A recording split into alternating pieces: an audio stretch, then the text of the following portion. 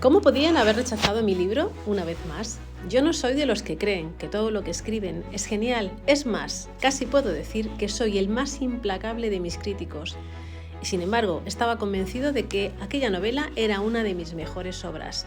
Vibrante, evocadora, llena de acción y al mismo tiempo de intensidad literaria. El fracaso de mi éxito. Gervasio Posadas, bienvenido a Autoras de Palabra con Rosa. Muchas gracias, encantado de estar aquí. Pues un placer. Te decía hace 2 segundos que tiene mucha amiga, como buen libro que tiene que ser. Y te pregunto, ¿crees que el éxito verdadero es necesariamente efímero o se puede sobrevivir dignamente al olvido? Bueno, claro, depende de lo que consideremos el éxito. Eso O sea, es. una cosa es el éxito personal, pues yo qué sé, tener un trabajo que te gusta, tener una familia con la que te sientas a gusto, tener buenos amigos, todas esas cosas. Y luego el éxito como reconocimiento de los demás, ¿no? Yo creo que el éxito como reconocimiento de los demás pues tiende a ser efímero, y si no es efímero, yo creo que la persona que lo tiene siempre está temiendo que se acabe, o sea, que siempre estás esperando que esa suerte que te ha sido tan propicia, de repente surja algo malo, o saques un libro nuevo y no tenga el mismo éxito, o saques un disco si eres un cantante, que sea un fracaso, o que tu programa te lo quiten por falta de rating si eres un presentador de televisión. O sea, yo creo que siempre se juega con eso y es muy difícil ser, yo qué sé, Madonna y reinventarte todo el rato y siempre tener éxito. Yo creo que siempre estás un poco jugando con el olvido, y el olvido muy difícilmente se lleva con dignidad. Estamos hablando además de un personaje de Gonzalo que ya triunfó en su momento, o sea, no se está... Casi triunfó. Bueno, casi triunfó. Es un casi triunfador. Bien, pero no se da a conocer de repente en el mundo literario. Él ya tiene un recorrido. Entonces, ese fracaso lo sufre. Bueno, es que a veces es casi peor en el Ahí. mundo literario, digamos, haber tenido varios libros que no han sido muy exitosos que tener una primera novela, que normalmente las editoriales siempre están buscando nuevos autores, y a lo mejor es más fácil pues eso, pensar que apostar por un nuevo valor que no por alguien que lleva pues 5 o 6 novelas y que no han sido todo lo exitosas que necesariamente pues podían haber sido. Entonces, si estás ya en la cincuentena y estás en esa categoría como de la clase media baja de la literatura, es muy difícil salir de ahí. Cerca de la cincuentena, o sea que la edad sí que es importante a la hora Bueno, de... es que es importante a la hora de publicar. O sea, es verdad que las editoriales muchas veces tienden a buscar perfiles, o sea que al final no es lo mismo pues una chica de 20 años que un señor de 50 años que al final parece que ya lo tiene todo contado y que no va a sorprender a nadie, ¿no? A lo mejor luego, si es una obra genial, ¿no? Pero de primeras pues parece que es más aburrido en general, ¿no? El perfil. Sí, el autor tiene que sobrevivir, entonces tiene que hacer algo que no quiere hacer, pero se ve obligado, como es escribir una autobiografía de un futbolista importante. Sí, o sea, tiene que trabajar como negro de un futbolista que tiene 23 años, con lo cual la autobiografía no puede ser muy divertida. No. Evidentemente, además a Gonzalo Montenegro, mi protagonista, no le gusta el fútbol, es más, tiene un odio profundo por el fútbol, como suele pasar en determinados intelectuales, consideran que es el opio del pueblo. Y además es que ese libro, como suele pasar muchas veces con los libros de los grandes personajes mediáticos, en realidad no es un libro destinado a ser leído, sino es un objeto de merchandising. Totalmente. O sea que el pobre Gonzalo no solo tiene que hacer de negro, sino tiene que hacer de negro de un libro que difícilmente nadie va a leer. Entonces considera que ya no se puede caer más bajo en su trayectoria y que ha llegado el momento de dejar de escribir, o a lo mejor dejar de intentar publicar, por lo menos, ¿no? ¿Puede alguien reinventarse sin llegar a traicionarse en este marco? Bueno, perfectamente, claro, absolutamente. Si te dedicas a una cosa que no tiene absolutamente nada que ver con lo que hacías, o sea, si de repente Gonzalo Montenegro, escritor de 50 años, se mete a fontanero, no está traicionando su vocación para nada, porque está haciendo otra cosa completamente distinta, pero eso es un tema. Y otro tema es escribir como negro y por dinero, ¿no? Que como decía Quevedo, quien escribe para comer ni come ni escribe. Gran verdad, desde luego. La novela parece, fíjate, casi un ajuste de cuentas entre el mundo literario que premia más la visibilidad que la calidad. Bueno, yo es que aparte, curiosamente, de repente ha surgido esta polémica por una serie de artículos recientes, de uno de Rosa Montero hace poco, que hablaba también un poco de lo difícil que era la vida de los escritores cuando ya no conseguían publicar. Ahora, este fin de semana, Pedro Reverte vuelve a hablar de este tema con más fuerza y tal. Y bueno, es que no es que sea un ajuste de cuentas, porque al final yo creo que casi todas las profesiones en algún momento, si por lo que sea no llegas a un mínimo de ventas o de generar unos ingresos o de generar un rendimiento, normalmente te dejan caer, pero en el caso del escritor, claro, es particularmente penoso, sobre todo porque es una vocación muy marcada y es un poco, por un lado, la sensación de que nadie quiere escuchar las historias que tú cuentas, que ya es bastante triste, y por otro lado ya llegar un momento en que ni siquiera tienes dónde publicarlas, pues ya es dramático completamente, ¿no? Entonces, que es comprensible a lo mejor que las editoriales no publiquen a determinados escritores que no venden demasiado, pues a lo mejor, pero no deja de ser doloroso.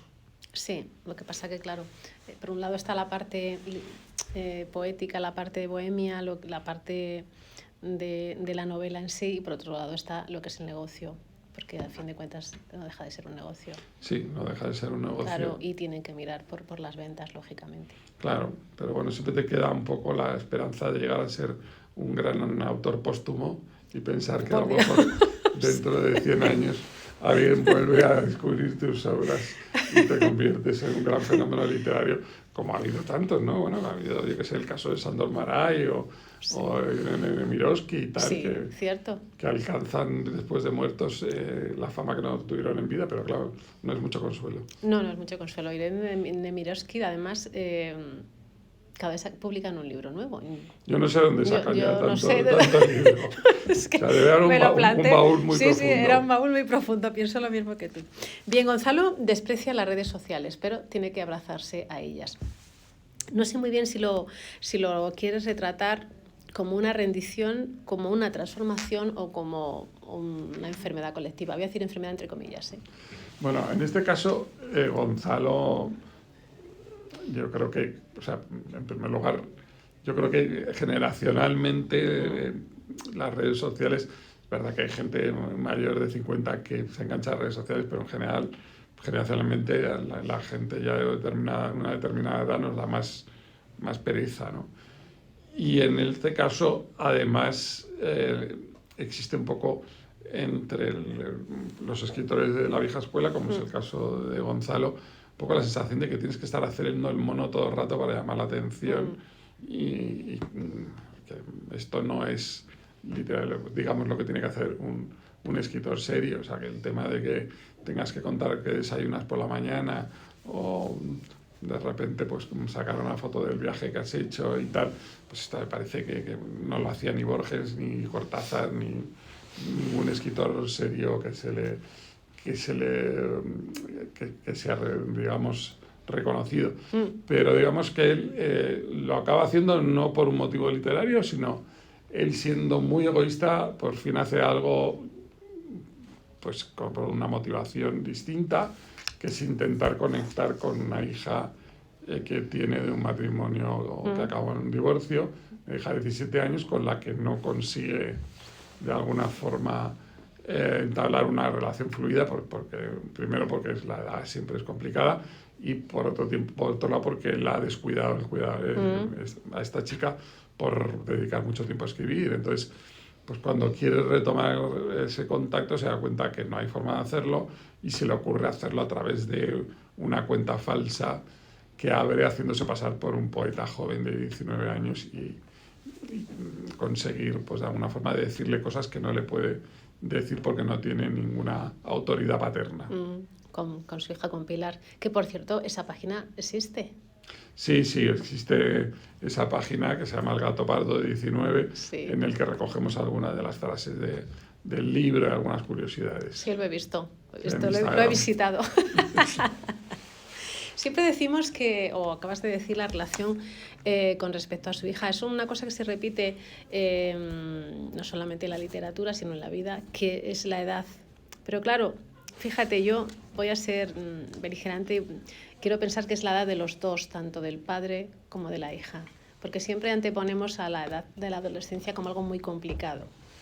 Estamos como preparados, como diciendo, bueno, claro, es la edad. Pero también tienes que pensar en tu edad, que a lo mejor es una parte que solemos obviar. Bueno, esto simplemente es un paréntesis. Bueno, sí, o sea, es evidente que, claro. que ya a partir de una determinada edad tenemos más manías, somos más raros y menos flexibles, pero bueno, en este caso, aparte de lo que existe es una distancia muy grande entre pues la gente que ya somos analógicos, difícilmente reconvertibles, y los no nativos digitales, ya es otro concepto distinto, ya son prácticamente, su entorno no se entiende sin el mundo digital. Sí. Entonces, lo que venía siendo siempre una brecha normal entre generaciones, pues ahora ya es un abismo, porque, digamos, los hábitos de todo tipo son completamente distintos por esa integración de la tecnología desde tan pronto, ¿no? Cierto. Volviendo al tema de los autores jóvenes, de los youtubers, digamos que se está valorando más un like que una buena novela, que una buena escritura. Bueno, es que al final lo que importa más es que, digamos, que el escritor o la persona que va a publicar ese libro pues tenga muchos seguidores y ya tienes asegurados una cantidad de libros vendidos. Entonces, pues es una plataforma muy importante para de alguna forma saber que vas a hacer dinero, que la editorial va a hacer dinero con ese autor. Y el contenido del libro, pues muchas veces con los libros de los youtubers pasa con lo mismo que estaba diciendo con el libro del futbolista. Sí. No es tan importante lo que cuentan como tener pues una parte, un objeto que de alguna forma te identifica como seguidor de alguien, ¿no? Pero yo muchas veces la verdad es que pienso que ahora mismo qué difícil es para alguien que escribe, ya da igual si es la primera vez que escribe o ya ha escrito otras veces, si no tienes ninguna plataforma de nada, si no estás en las redes, porque hay mucha gente que no a veces está en las redes, si no tienes una trayectoria que te avale y que de alguna forma te permita ya pues construir sobre éxitos pasados. O sea, si de repente aparece una persona de 60 años que ha escrito El Gato Pardo, pues como le pasó a Giuseppe Tomasi de Lampedusa, y de repente aparece de la nada, pues a lo mejor es bastante complicado que hoy en día pueda publicarlo, y que si lo publica se llega a enterar a nadie de que existe porque no tiene ningún apoyo, ¿no? Cierto. ¿Vivimos bajo la dictadura del algoritmo? Sí, y la dictadura de los seguidores totalmente. Yo creo que en todo, ¿no? O sea, yo creo que incluso los medios de comunicación están condicionados por el logaritmo, el comprador está condicionado por el logaritmo, por el algoritmo, estamos todos condicionados por los algoritmos, mucho más de lo que pensamos. Y yo creo que pues al final es un poco raro porque muchas veces no sabemos en qué consiste ese algoritmo, ¿no? Pero nos tienen localizados totalmente. Nos tienen totalmente localizados, pero no sabemos al final qué sesgos hay también para ofrecernos determinados productos. Primero, sí, que a lo mejor los necesitamos, pero a lo mejor es por otro tipo de motivos, sí, por el que nos inducen a comprar determinadas cosas, ¿no? Así es. ¿Tú crees que estamos, voy a poner otra vez entre comillas, condenados a entendernos con nuestros hijos precisamente en esta era digital? Bueno, condenados, no tenemos más remedio.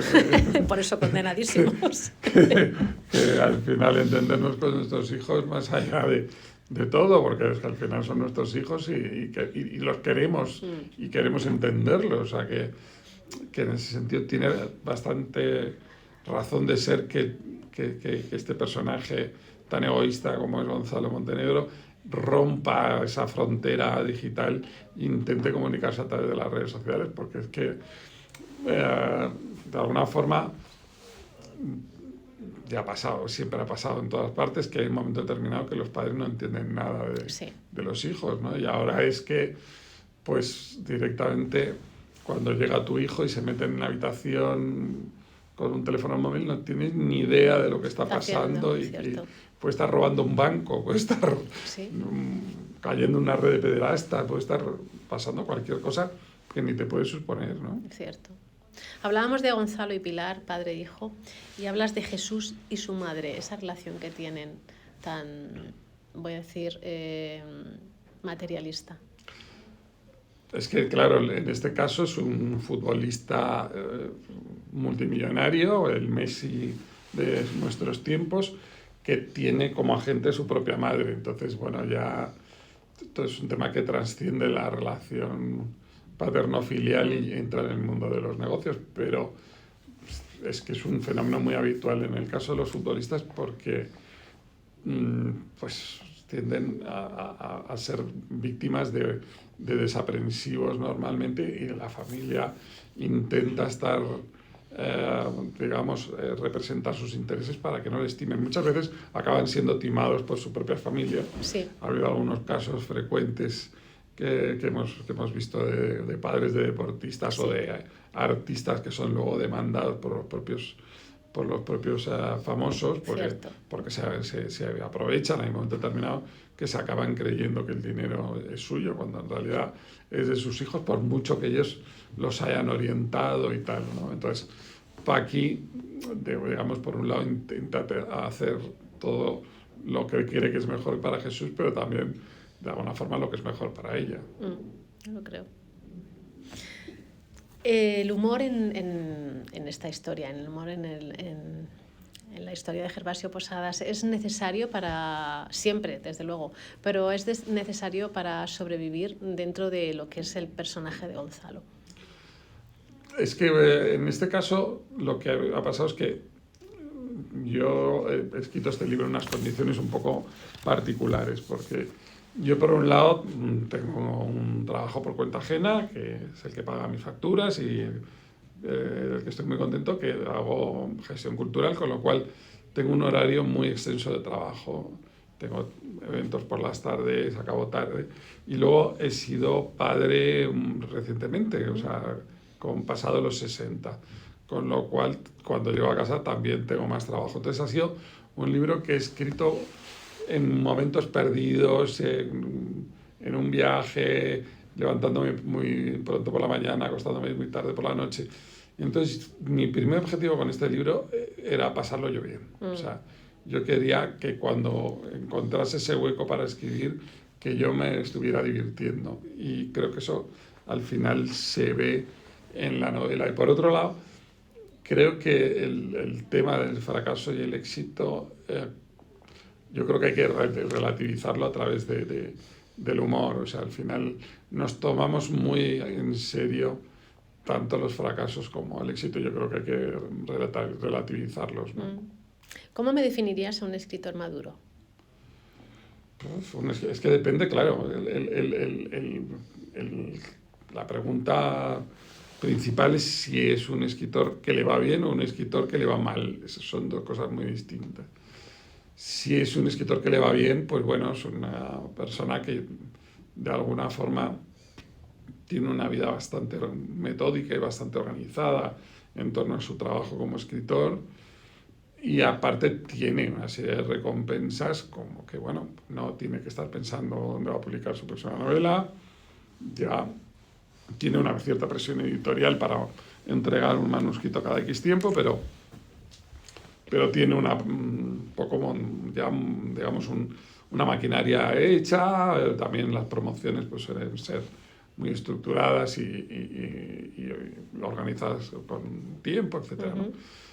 Y bueno, en caso de un escritor de clase media, bueno, pues al final digamos, el éxito es conseguir seguir publicando, o sea, conseguir mantenerte el interés y mantener el interés suficiente como para seguir publicando las historias que a ti te gusta contar. O sea, yo creo que es muy distinto y aparte, por otro lado, tienes que ganarte la vida en otras cosas y tienes que también dedicarle mucho tiempo a eso. O sea, que la escritura acaba siendo más bien un hobby que no un trabajo. Que no un trabajo, ¿no? ¿Qué relación tiene El gato pardo con Gervasio Posadas? Bueno, en primer lugar es una novela que me gusta mucho y que entra dentro de ese grupo pequeño de novelas que he releído varias veces. Y por otro lado, tiene esa... es un poco esa historia del hombre maduro que llega a tener un momento de sabiduría, pero que a la vez ve como los cimientos de esa sociedad en la que él dominaba un poco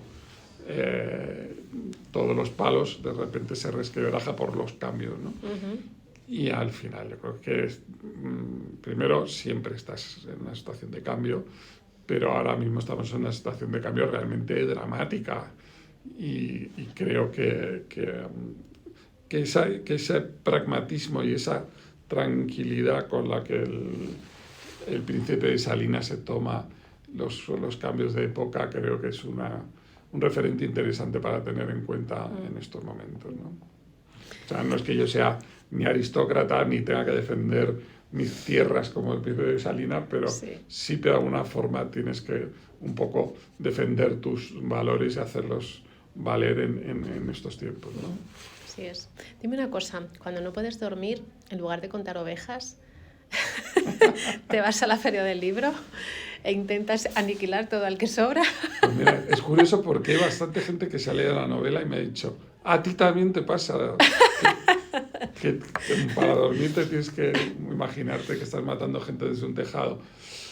Pues no exactamente desde la feria del libro, pero sí te voy a decir que la verdad que alguna vez he utilizado esta especie de imagen para dormirme. No sé por qué me resulta muy relajante.